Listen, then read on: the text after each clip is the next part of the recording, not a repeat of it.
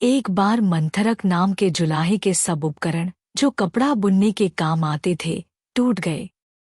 उपकरणों को फिर बनाने के लिए लकड़ी की जरूरत थी।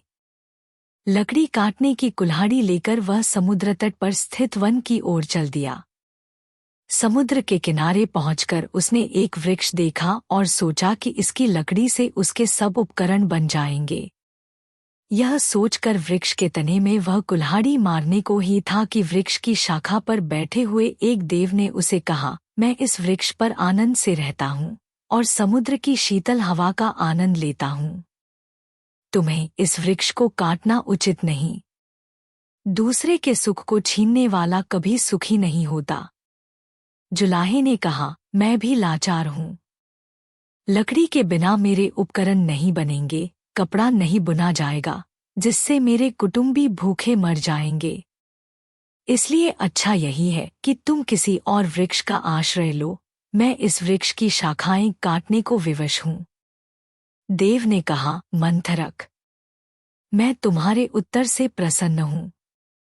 तुम कोई भी एक वर मांग लो, मैं उसे पूरा करूँगा, केवल इस वृक्ष को मत काटो। मंथरक बोला, यदि यही बात है तो मुझे कुछ देर का अवकाश दो।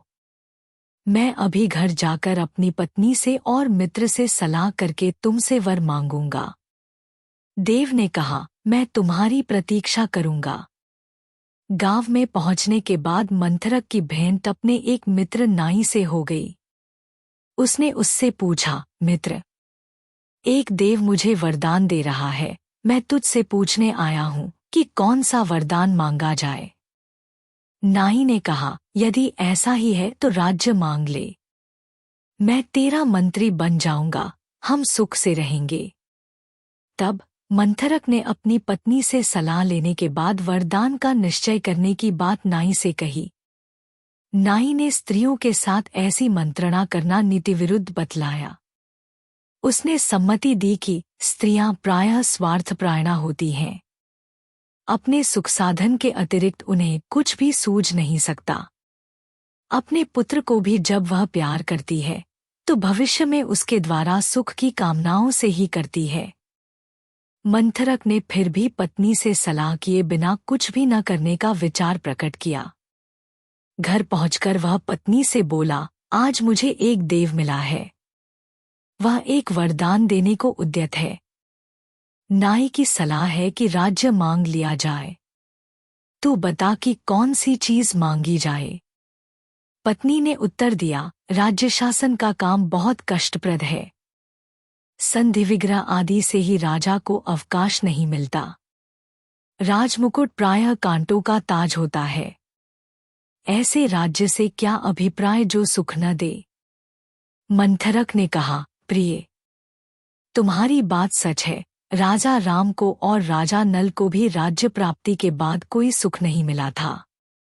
हमें भी कैसे मिल सकता है? किंतु प्रश्न यह है कि राज्य न मांग जाए तो क्या मांगा जाए। मंथरक पत्नी ने उत्तर दिया, तुम अकेले 2 हाथों से जितना कपड़ा बुनते हो उससे भी हमारा व्यय पूरा हो जाता है। यदि तुम्हारे हाथ 2 की जगह 4 हों और सिर भी 1 की जगह 2 हो तो कितना अच्छा हो।